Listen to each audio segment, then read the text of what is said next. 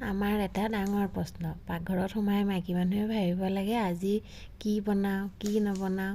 আজি ভাবিলোঁ মই মচুৰ দালিকে বনাওঁ, সেইকাৰণে গোটেই বস্তুখিনি প্ৰথমতে ৰেডি কৰি ল'লোঁ। এয়া ৰেডি কৰি ভাবিলোঁ আজি গেছত নবনাওঁ, ঠাণ্ডা লাগিছে জুইকে জ্বলাওঁ। সেইকাৰণে এই দপদপকৈ জ্বলি থকা জুইখিনিত কলি কেৰাহীজনী বহাই দিলোঁ। কেৰাহীজনী গৰম হোৱাৰ লগে লগে মই তেল ঢালি দিলোঁ। তাৰপিছতে এয়া পাঁচফোৰণ, তেজপাত দিয়া, এয়া নহৰু জলকীয়া জ্বলি থকাৰ কাৰণে মোৰ সহ্য নহ'ল, পিঁয়াজ দি দিলোঁ।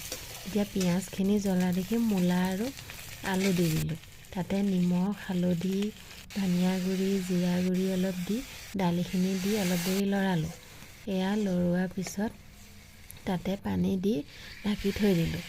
অলপ সময় উতলা দালিখিনি সিজি গ'ল। এতিয়া সিজাৰ পিছত ধনিয়া পাত দি দিলোঁ। এয়া ইমান ধুনীয়াকৈ আমাৰ দালি হৈয়ে গ'ল। এয়া ইমান ধুনীয়াকৈ হৈ গ'ল দালি। এতিয়া অলপ লাই শাক ভাজি ল'লোঁ। লাই শাক ভজালৈকে ভাবিলোঁ অলপ ধনিয়া চাটনি পিচি লওঁ। এইফালে ধনিয়া, নহৰু, জলকীয়া অলপ চাটনি পিচিলোঁ।